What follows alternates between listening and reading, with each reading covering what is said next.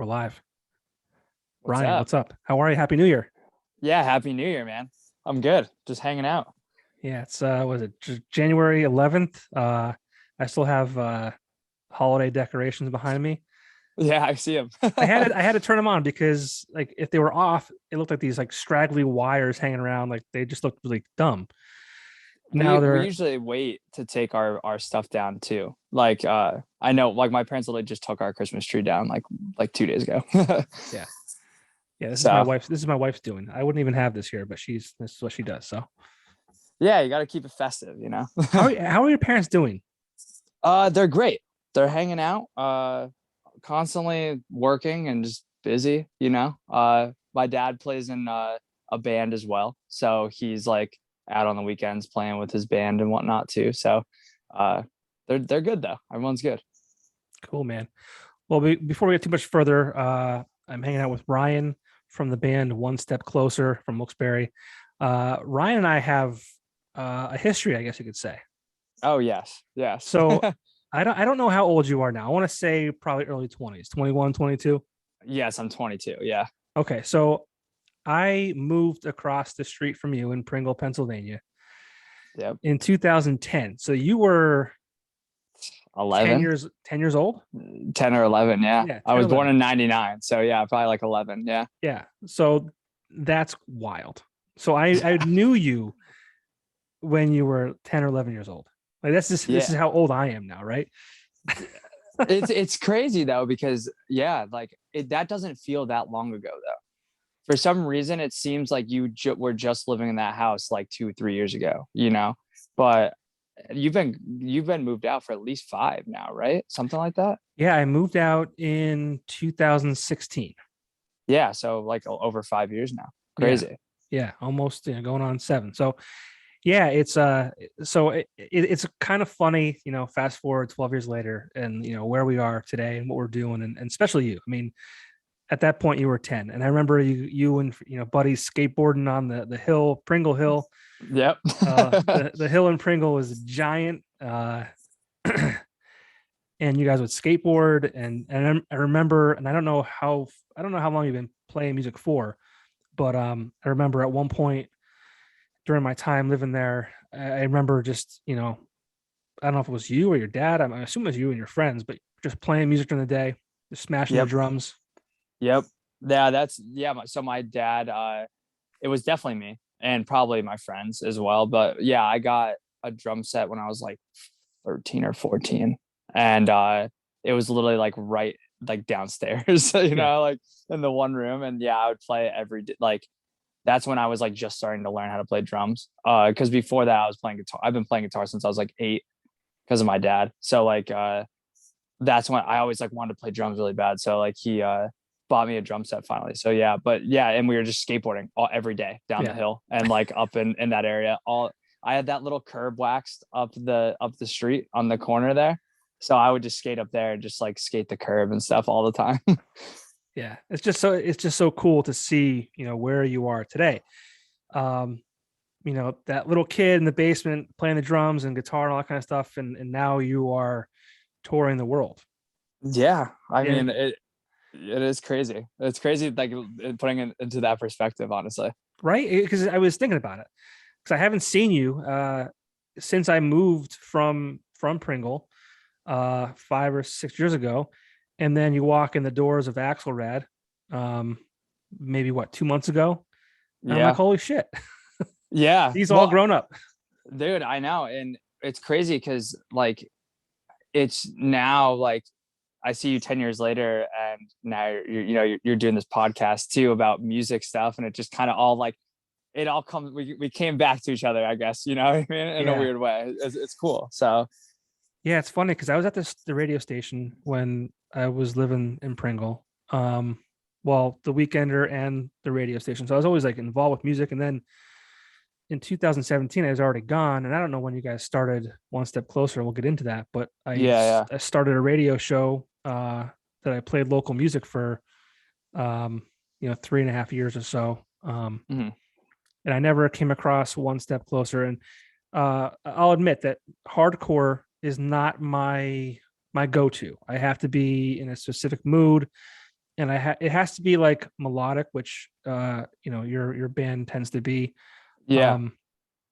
It's not my go-to, so like I'm excited to talk to you about the band and how it all started and all that kind of stuff. But yeah, back to you're saying like it all kind of started in one place and then kind of came together again. It's interesting. Yeah. No, yeah, it is. It's just we never really like, I feel like we never really targeted like the radio as like a way to like kind of put our music out there for some reason either, which is like I think that's also like why like it kind of never popped up. You know what I mean?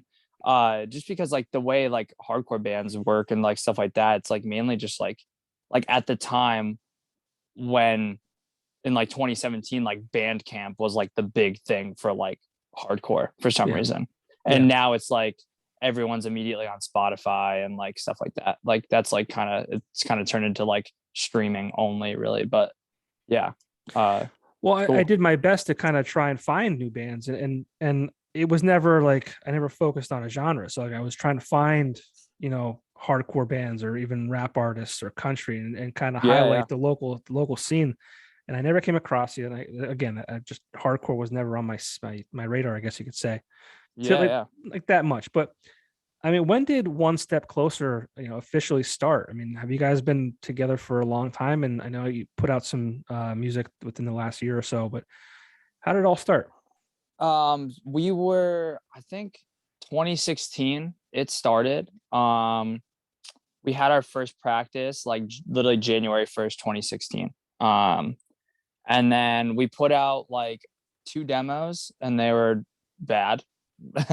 And then we finally like kind of got our stuff together and like put out this EP that was just like a self-titled like EP.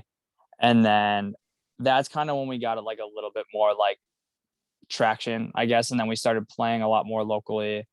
And then we put out From Me to You, which was in 2019 on Triple B Records. And that's when we kind of like really kind of started like doing a lot more and started touring a bunch and, playing all the time. And then in September, we just put out our first LP on Run for Cover Records called This Place You Know.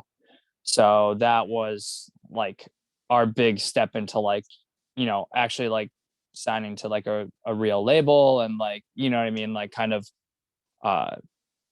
that was like the big step forward that like we've always kind of wanted to take. And and now we're just like pretty much have like tours lined up all throughout the year, like for the rest of this year and like even like into next year, so. Yeah, it's a good thing you're young. So you just got back from Florida a couple of days ago. Yes. I think you have a tour lined up end of this month or so, like in Germany and the UK and yes. Yeah. So that's unfortunately getting rescheduled now to the fall. Just because of COVID stuff and whatnot. But I mean, like it's still happening, it's just getting pushed a little bit. But like, so we just got back from FYA Fest in Florida. We're going to be doing that Germany. It's like a European tour for 2 weeks. And then we have a 6-week full US with this band called Drug Church, March through April. And then we'll be back in Europe again in the summer. So kind of busy stuff, Yeah, you don't stop. Good thing you guys are young. Yes. If you were my age, you'd be sleeping right now.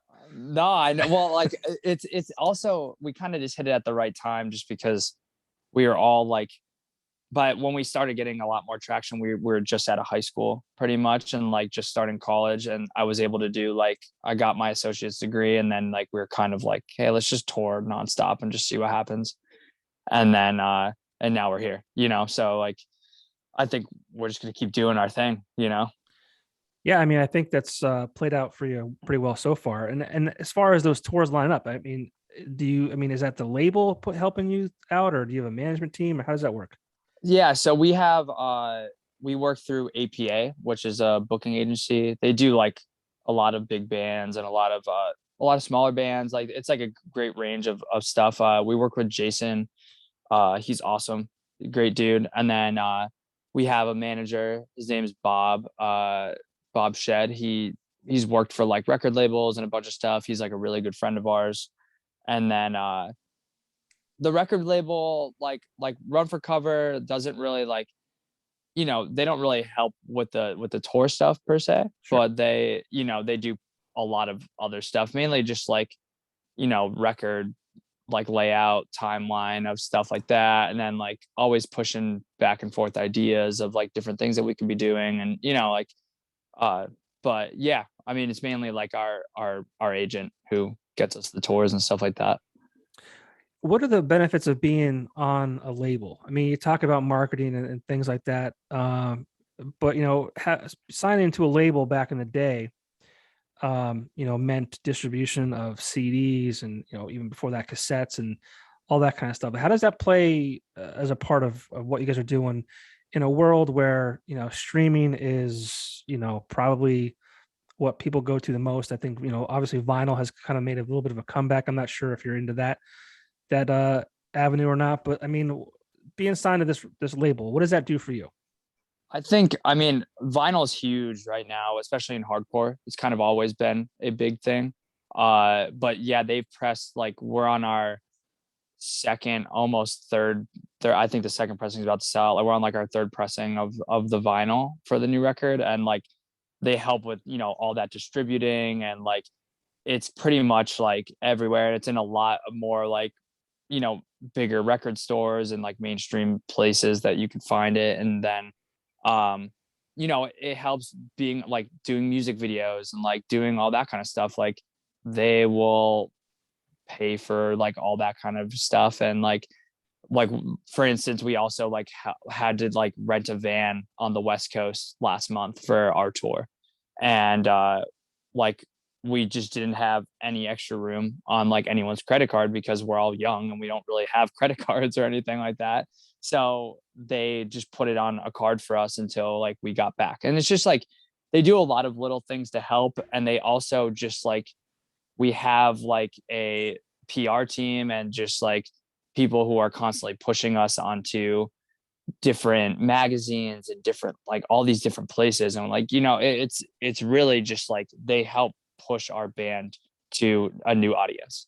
And that's like a huge thing. You know, even like those Spotify playlists are a big thing. Sure. And like their whole team is like constantly pushing for our songs to be on these big Spotify playlists and stuff like that. And like we've landed on a few already, you know, just because of that. So, and if we weren't on Run for Cover, I don't think we'd be on a single one. So it just kind of like, it helps, you know, it's definitely like that signing and then the release of this record has just put us like at a bigger level and just like a much like in front of a much bigger audience for sure. Yeah, and I feel like the hardcore scene has like this almost like a cult following. It's such a weird, it's a scene that I don't know a lot about. So if I ask questions, it's not because I'm stupid. I guess it's more because I'm ignorant.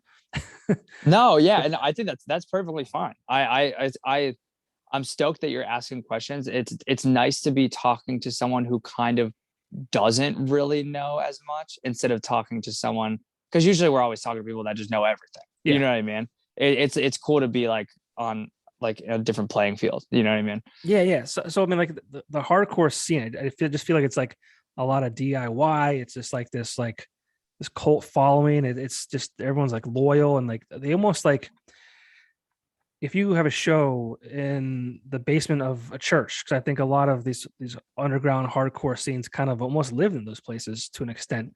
Like Yeah. they're there no matter what. Like cancel the plans, they're going to be there. They're going to have their shirts off. They're going to be, you know, screaming right back at you when we're screaming at them. It's just like a wild, like this world that I'm not familiar with because I just never have been involved in it.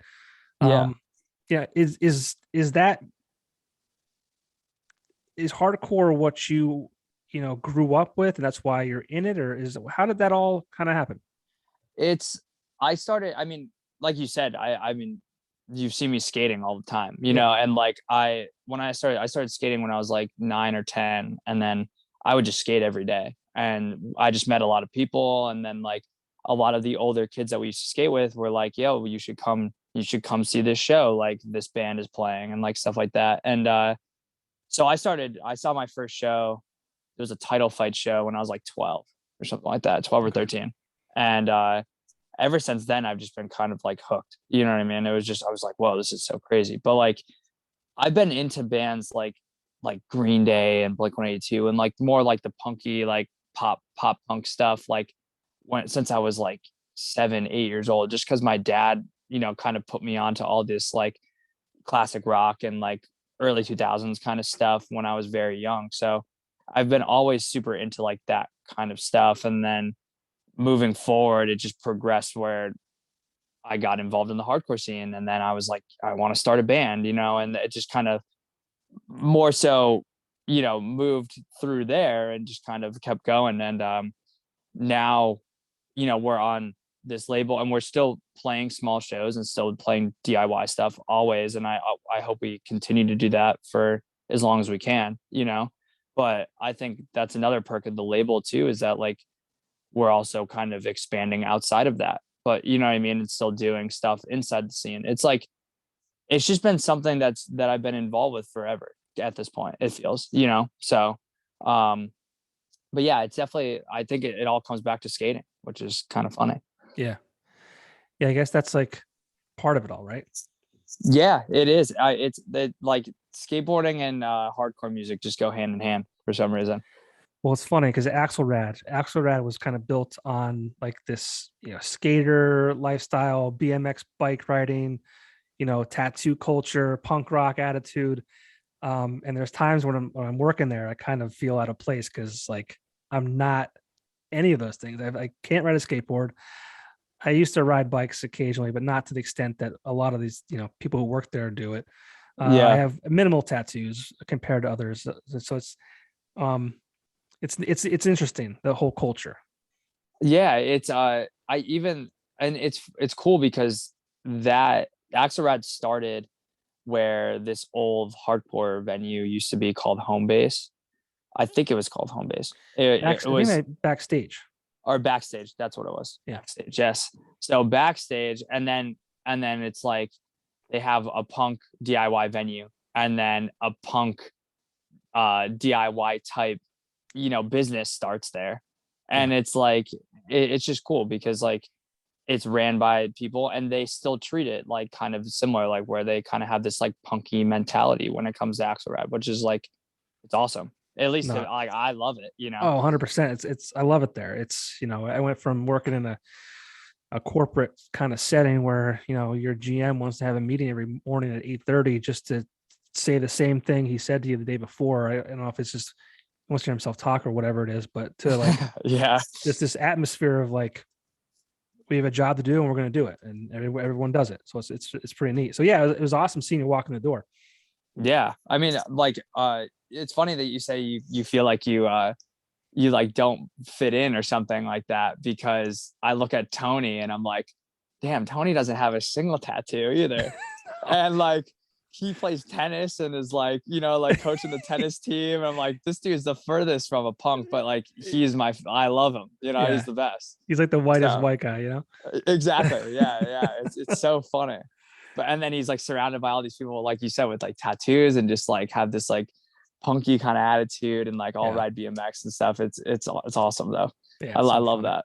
Yeah. You mentioned playing, you know, guitar and the drums. You're, you know, for those who you don't know, you are the lead singer for One Step Closer. I mean, how did that kind of all come about? So the first like 2 bands I ever played in, I was like 14, 15. And I played guitar in those just because, you know, I started playing guitar really young. That's all I really knew how to do. And then when I was like 16, I was like, I just want to sing in a band and just like I don't know. I just like watching like all these crazy hardcore videos and like the way like the singers were just like, people were just kind of going nuts. And he was just like, people were giving the mic to people and it just like seemed really cool. And I was just like, I want to do that. So I started singing for this band. And this is the only band other than like a small, like kind of like pre One Step Closer thing that I like started singing in, but it lasted like maybe like 6 months at max. It wasn't even really like a real band, but yeah. So this was my first like band that I sing in, really. That's cool. So it just kind of that's what I want to do. I'm gonna go sing. Yeah, it was just kind of like, hey, I'm just gonna try yelling and see what happens. And then like it kind of worked, and we were just doing that. And now like I'm trying, like I'm starting to like actually train how to like sing and like also yell too and stuff like that. So I've definitely been like actually putting in real work to like learn how to sing, just Yeah. because like now I'm just like, yeah, I actually enjoy this and I want to get good at it. So, Yeah. but yeah, That's cool. And I mean, you guys are playing shows like almost night after night. I mean, is that like, how do you recover from the screaming? dude, it's rough. I mean, like I've kind of developed a way to figure out how to like maintain my voice and keep it good. I just do like vocal warm-ups before every show for like 15-20 minutes, and then like downtime I'll try to drink tea like after the set, or I'll just drink a shit ton of water afterwards, just because it helps just keeping it good. And eh, honestly, like every tour I've done since I started doing that stuff, like I've survived and haven't had any like vocal blowouts, or I haven't like damaged my vocal cords or anything like that. So far so good. It's good. Yeah. Yeah, it definitely takes a toll on your voice though. And it does suck. And it really does, like, thankfully I kind of learned how to do it. You're supposed to sing from your stomach, like your diaphragm. And I kind of learned how to do that pretty early on, because I noticed how much I was shredding my vocal cords. So I was like, I can't keep doing this if I don't fix the way I sing. So um, doing those things, it just kind of has saved me for sure. But and I think it's also like a one of those things where the more you do it, you just build up, your muscles and stuff like that, and you just kind of get through it. Sure. And not only the vocals, but like, I mean, this is a high energy show you're putting on. You're not standing there in one place just singing. You're all over the place, jumping around. It's nuts. Like, Yeah, I mean, I think also, I thankfully I'm in pretty good shape, so it's just kind of like, I think I think personally, like, if you're not in great shape and you're singing and trying to do all that, like, I can't even imagine, because like that shit probably sucks to try to like to try to do it, because like being in like decent shape and just like having a good hold on like your breathing techniques and stuff like that, like, if you don't have that, you're just kind of like, you're going to be running out of breath all the time and stuff like that. You know what I sure. mean? So, but yeah. Yeah, that's good stuff. Now you're still young. You're 22 years old. Yes. Growing up in Pringle, Pennsylvania, like skateboard and all that kind of shit. Did you ever think to yourself like you would be touring the country and the world, and like what is all this like? I mean, again, you're a young kid. You've probably seen more of the world than definitely than me, and people who are much older than me. Like it's wild to think about that you're this young and you're doing all this traveling. You're seeing different cities and you're doing what you love. Like, did you ever think that this would be your life right now? No, honestly, I never, I always wanted it to be, even as a kid, just my dad's been in bands and stuff like growing up, and, has been playing shows, and I've been, seeing him play for a really long time. So I think I've always wanted to do something like that. It's funny because I found a Facebook status that I posted when I was like 12 or 13. I was like, it was literally just like, who wants to start a band? You know what I mean? And like, I look back at that and I look at it now, and it's just kind of crazy to see how far, me and my friends have came with this. And I think it's now at the point where it's just like all I've ever wanted, and I don't ever want to not be doing it now, Sure. So but yeah, I'm super grateful for everything and all the opportunities we've had so far, and I can't wait to see what we continue to do.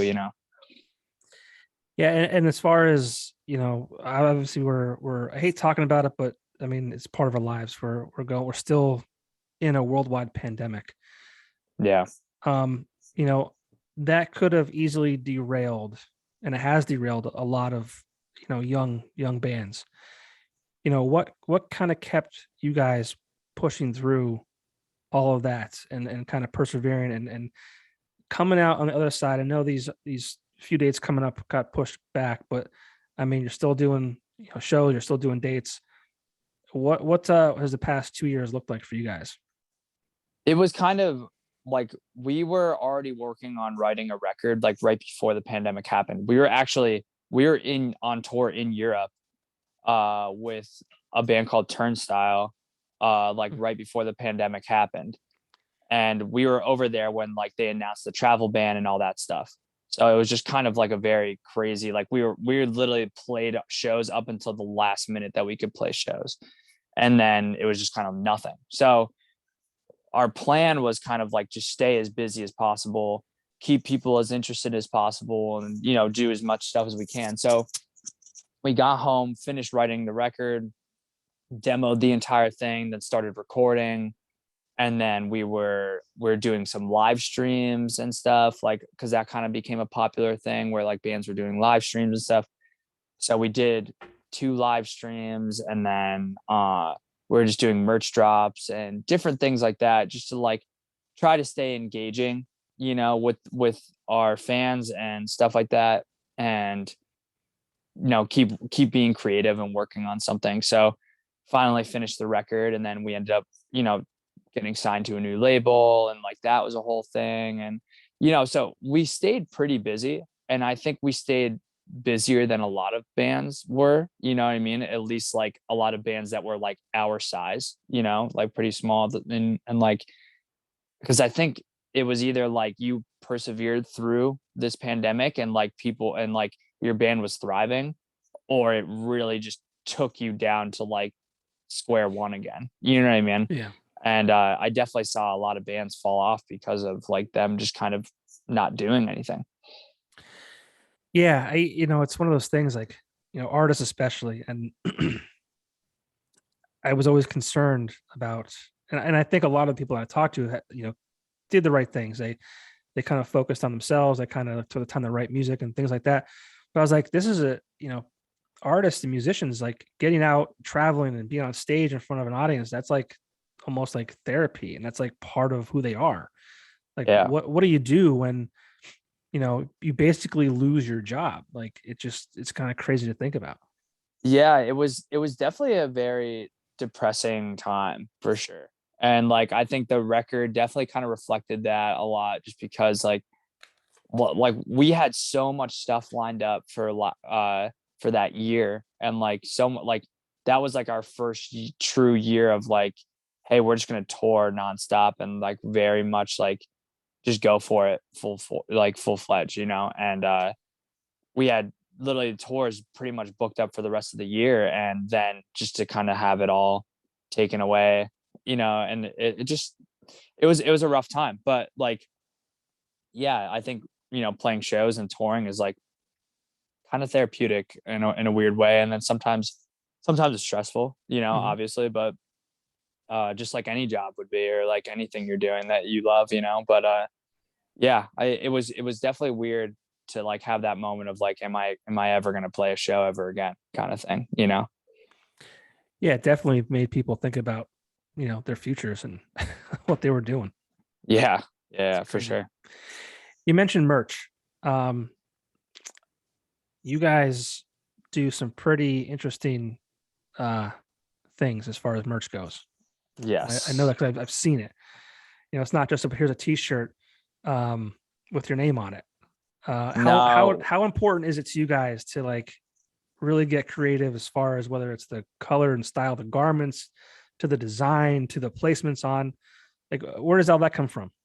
I think it comes from like everybody being kind of in like pretty into fashion and stuff like that, and we all like dress differently, but we all like care about like weird things with fashion for some reason. And I think we started doing some crazier stuff, and it just kind of caught on, and people were really loving it. So we were like, all right, let's just see.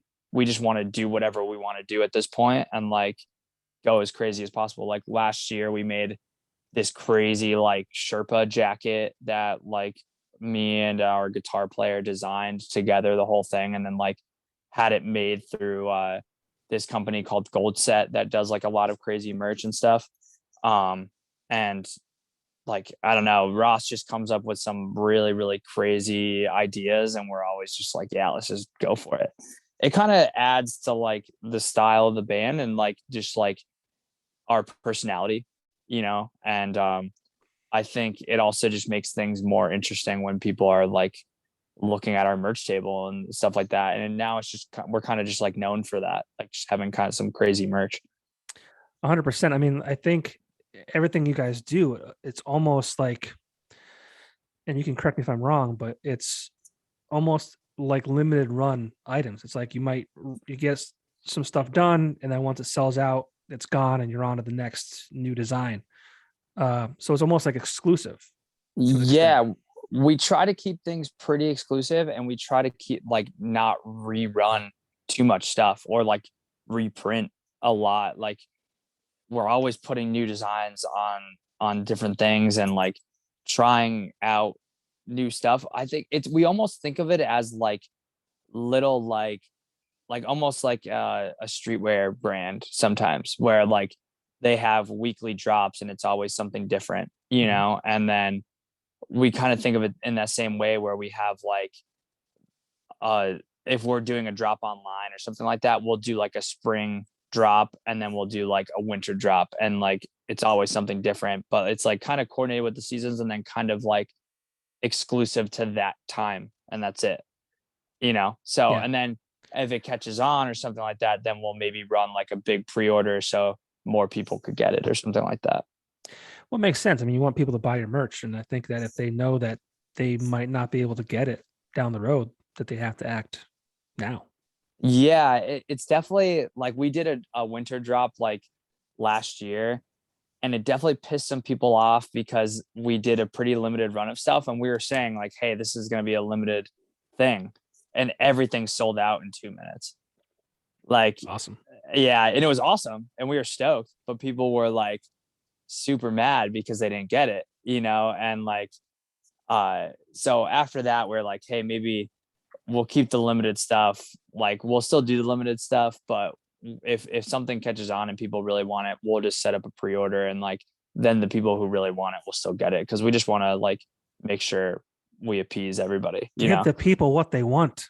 Exactly. Yes, give the people what they want. So if they want it, we'll do it.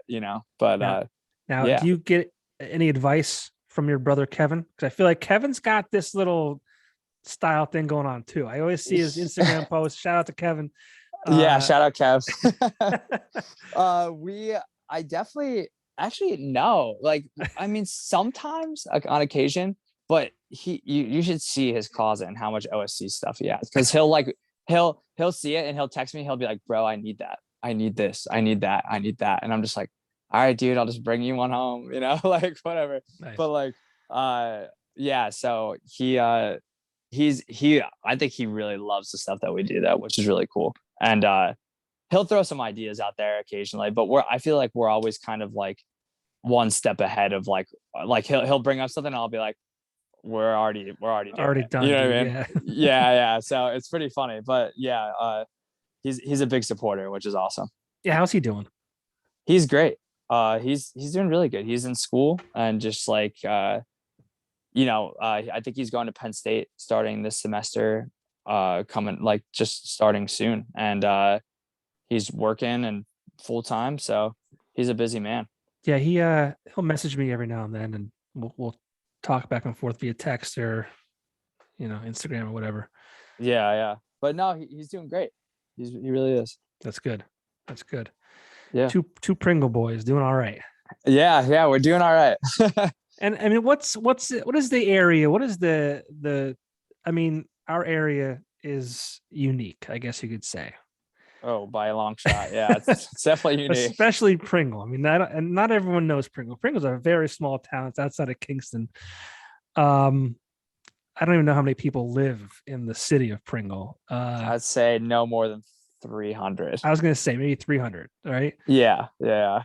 I almost wish I would have stayed living there. because I was going to run for mayor. I was going to have a campaign called Popko for Pringle. That would have been sick. I know. You should have did that, dude. That would And have it been was so cool. a small town. I think I could probably have managed that, being the mayor of a small town. That would have been awesome. Yeah. Popko for Pringle. So good. Yeah. That's so good. I blew it. You should just move back. Yeah, you got to move back now. Yeah, I'll just buy a house there. I won't actually live there. I'll say I live there. I'll just buy the house and so I can run for mayor. Yeah. But I mean, what is growing up in this area? I mean, I think everyone takes with them, lessons learned and how they grew up. Like, what has this area done for you as far as I don't know, anything, like just the way you were brought up, the small town vibe. Like, what has this area done for you? I think it's definitely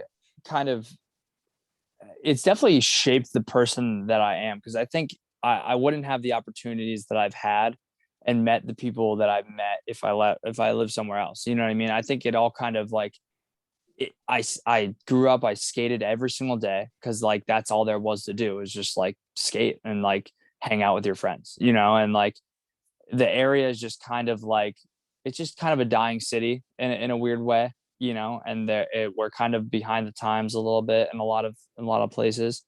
And I think like it just taught me to appreciate the small things in life, and really like showed me that just like skating and like being friends with people and playing guitar and like starting a band, like those things were like the important things in my life. And like those were the things I just knew like this is what I wanted to do and be creative and like do those kind of things.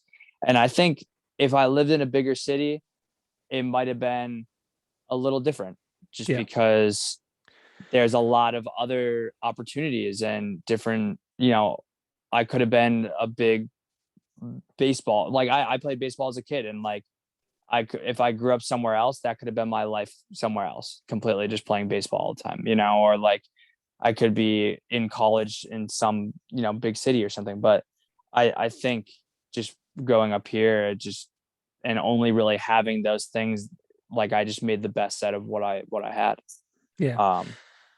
It's hard to describe this area, and like unless you've been here, it's weird because every time like people talk about it, I'm just like, it's hard to just like to put this place into perspective unless you've just been here or visited or like experienced it in some way.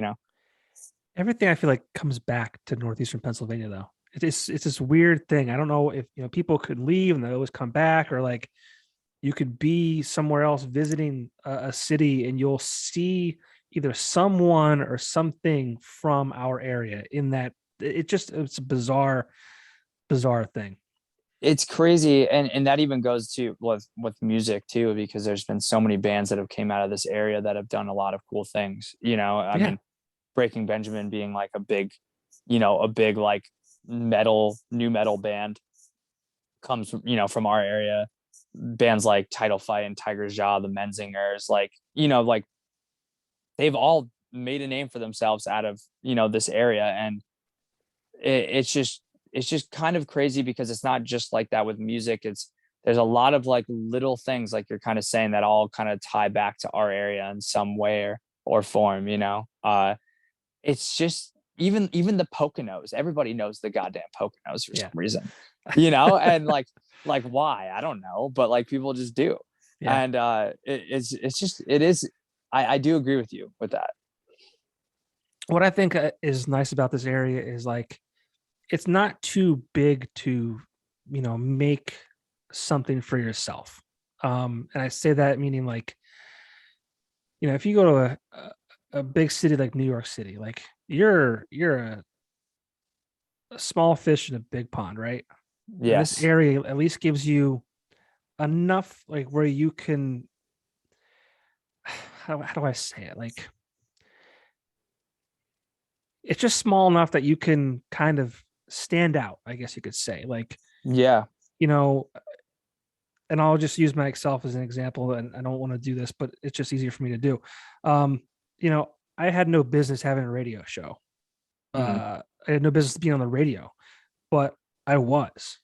And I don't think, if I went to New York City and said I want to be on the radio, they laughed me out of the building. You know what I'm saying? Like I Yeah. had opportunities here, based on, people I met, and it goes back to what you were saying about, skating and meeting people and making friends where you did.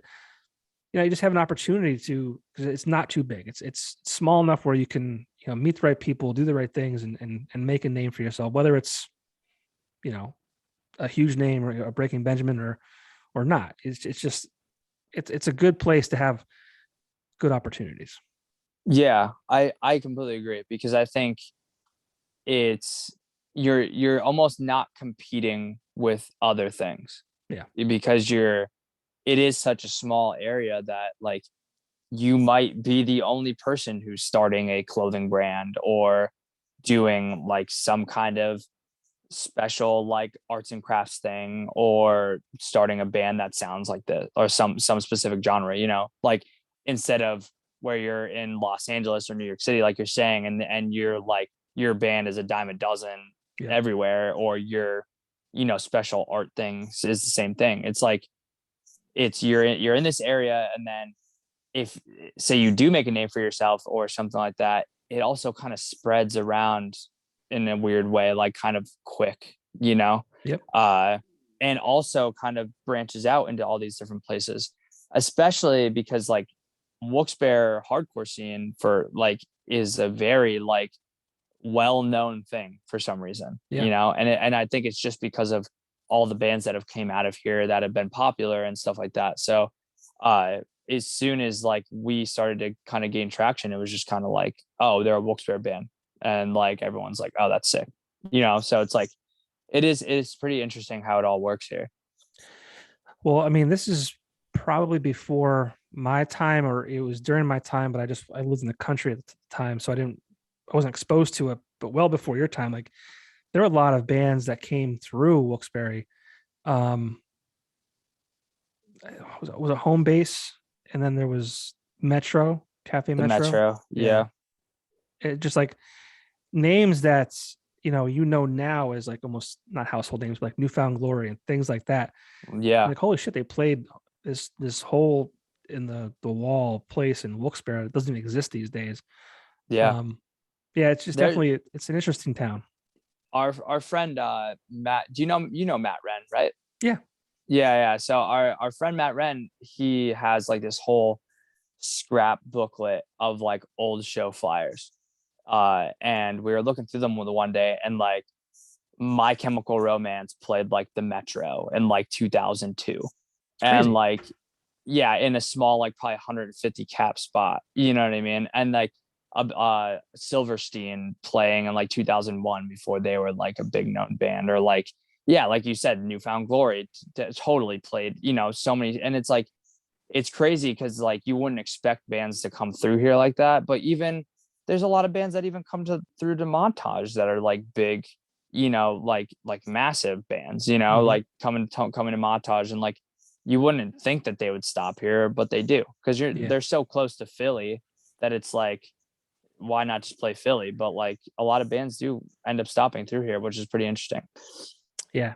It's definitely it's an obtainable area, so it's cool. It's I Yeah. like, and it's I don't like the fast moving things. I guess I'm more of a slow moving guy. Yeah.